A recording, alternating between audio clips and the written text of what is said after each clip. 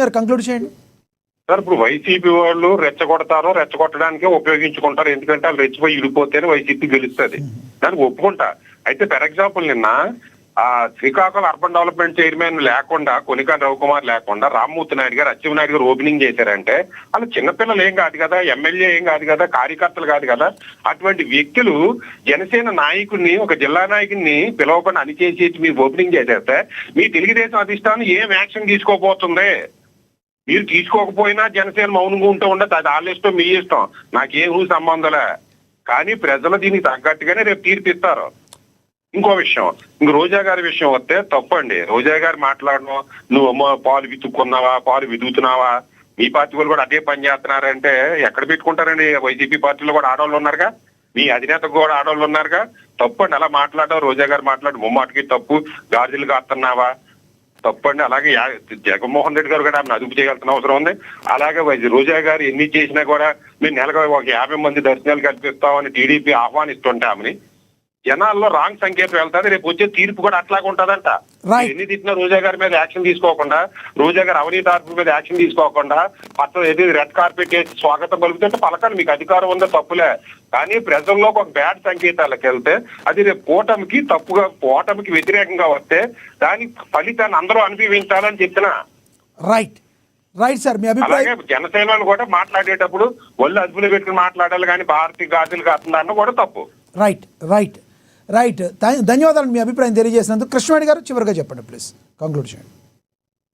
Sir, Lakshminath గారు already BR Naidu గారి గురించి కూడా మాట్లాడడం జరిగింది. రోజా గారు అంటే ఆమె మాట్లాడిన మాటలే మనం చూడొచ్చండి. అంటే షిరిడి వెళ్ళినప్పుడు ఒక ఆమెను తీసుకెళ్తారు, తిరుపతి వెళ్ళినప్పుడు ఒక ఆమెను తీసుకెళ్తారు, ఇంకొకసారి ఇంకొక ఆమెను తీసుకెళ్తారు. అంటే రాజకీయాల్లో ఉన్నటువంటి వ్యక్తులు కానీ, పబ్లిక్ లో ఉన్నటువంటి వ్యక్తులు కానీ వాళ్ళతో పాటు కొంతమంది వెళ్తూ ఉంటారు. ఇప్పుడు రోజా గారు ఉన్నారు, ఒక్కొక్క ప్రదేశంలో ఒక్కొక్కరితో వెళ్తారు, మగవాళ్ళతో వెళ్తే నువ్వు అక్కడికి వాడితో వెళ్ళావు, ఇక్కడికి వీడితో వెళ్ళావు, ఈ టైప్ లో మాట్లాడితే సార్ రాజకీయాల్లోనే కాదు ఏ ఆడవాళ్ళు ఉన్నతంగా ఎదిగినటువంటి సంస్కృతి అలాంటి విధానమైనటువంటి మాటలు కూడా ఆమె మాట్లాడకూడదు.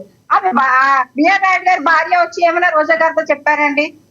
ఆమె ఏమైనా కేసు పెట్టారా, నా భర్త ఇలా ఉన్నారా అలా ఉన్నారనేసి? ఎందుకు సార్ ఇలాంటి మాటలు మాట్లాడడం? అంటే రాజకీయాల్లో ఉన్నప్పుడు 10 మందితో అక్కడ కమ్యూనికేట్ వెళ్ళాల్సి వస్తుంది. అలాగే బిజినెస్ చేసే వాళ్ళు కూడా ఏ టైం అయినా సరే కానీ ఆడవాళ్ళు వెళ్తున్నారు, మగవాళ్ళు కూడా వెళ్తున్నారు. కానీ ఆ విషయాన్ని తీసుకొని వచ్చి ఆడ మగ మధ్య లేని ఒక గురుత్వాకరమైనటువంటి విధానాన్ని కానీ సంస్కృతిని కానీ మాట్లాడడం ఎప్పుడూ ఆడవాళ్ళకి పద్ధతి కాదని, అది రోజా గారు లాంటి వ్యక్తి అనేక మందితో వెళ్తూ ఉంటది. అలాంటప్పుడు ఆమెను కూడా అదే విధంగా మాట్లాడితే మిగతా ఆడవాళ్ళు ఎలాగ బాధపడ్డారో ఆమె కూడా అది అలాగే బాధపడాల్సి వస్తుంది.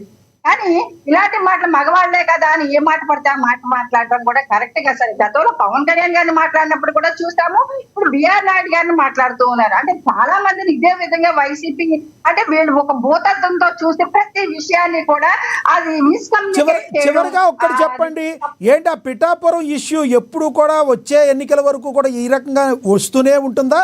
ఏదన్నా చర్మగీతం పాడి ఆ పిఠాపురం అంటే పవన్ కళ్యాణ్ అడ్డా అని మీరైతే చెప్తున్నారో దానికి నిదర్శనంగా ప్రజలకు బలంగా ఏమైనా తీసుకెళ్తారా? లేదంటే ఈ వర్మ గారు ఏదో రకంగా ఇలా మాట్లాడుతూనే ఉంటారా? అధిష్టానం ఏం చేయబోతుందంటే ఏం చెప్తారు? చివరిగా చెప్పండి. లక్ష్మీనాథ్ గారు అప్పుడిప్పుడు ఒకటే మాట చెప్తున్నాం అండి, పిఠాపురం జనసేన అడ్డా, జనసేన గడ్డ అనేసి ఎప్పుడు చెప్పాము. అది జనసేన అడ్డ.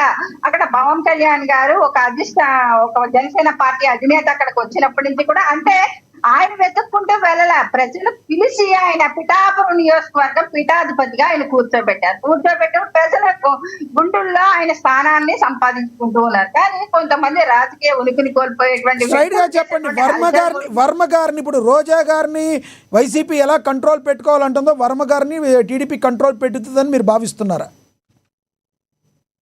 ఖచ్చితంగా పెట్టాలి సార్. ఎందుకంటే పెట్టకపోతే మాత్రం కూటమిలో అంటే నవీన్ గారు కూడా మాట్లాడారు, వరం గారు అనే కదా నవీన్ గారు కూడా మాట్లాడారు. నవీన్ గారు మీరు ఒక జిల్లాలో మాత్రమే మాట్లాడారు సార్. ఒక జిల్లాలో ఒక ఎంపీ పోటీ చేస్తున్నాడంటే ఆటోమేటిక్ గా ఆ పార్టీకి సంబంధించిన వ్యక్తులే 7 నియోజకవర్గాల్లోని కూడా మా కాకినాడ జిల్లాకు వచ్చి పోటీ చేయాల్సి వస్తుంది. కానీ అక్కడ ఎంతమంది వ్యక్తులు పోటీ చేశారో మీరు చూడొచ్చు. పవన్ కళ్యాణ్ గారు ఇక్కడ పంతో నానాజీ గారు మాత్రమే ఇక్కడ పోటీ చేశారు. పిఠాపురం ఉన్న 5 స్థానాల్లోని కూడా వాళ్ళే పోటీ చేయడం జరిగింది టీడీపీ. ఇక్కడ వాళ్ళు పదవి గురించి వాళ్ళు కోల్పోయారని అంటున్నారు. కానీ 5 నియోజకవర్గాలు జనసేన త్యాగం చేసింది. 175 నియోజకవర్గాల్లో జనసేన పోటీ చేసింది 21 మాత్రమే. మిగతా 164 స్థానాలను కూడా టీడీపీ పోటీ చేసింది. ఇదే విమర్శలు నేను కూర్చొని మీడియాల ముందో లేకపోతే మమ్మల్ని ఇంటర్వ్యూ చేస్తారు. మేము మీడియాల ముందు మాట్లాడితే ప్రతి నియోజకవర్గం నుంచి మా నాయకత్వం మాట్లాడితే సార్ ఆ కూటమి ఏ రకంగా గడగడలాడిపోద్దో ఒకసారి ఆలోచించండి. Right అండి. మా అధినేత మాటలు మేము ముందుకు వెళ్తున్నప్పుడు అలాగే గౌరవ ముఖ్యమంత్రి గారి మాటను కూడా గౌరవించి వాళ్ళ నాయకులు కూడా మాట్లాడవలసినటువంటి అవసరం ఉంది. దాన్ని కంట్రోల్ చేయవలసినటువంటి బాధ్యత కూడా టీడీపీ అధినాయకత్వం మీద ఉంది. మాత్రం రిక్వెస్ట్ చేస్తున్నాను సార్ నేను. రైట్, ధన్యవాదాలండి మీ అభిప్రాయం తెలియజేసినందుకు శంకర కృష్ణవేణి గారు, ధన్యవాదాలండి పువ్వుల లావణ్య గారు, ధన్యవాదాలండి అక్షర సత్యం గారు చర్చలో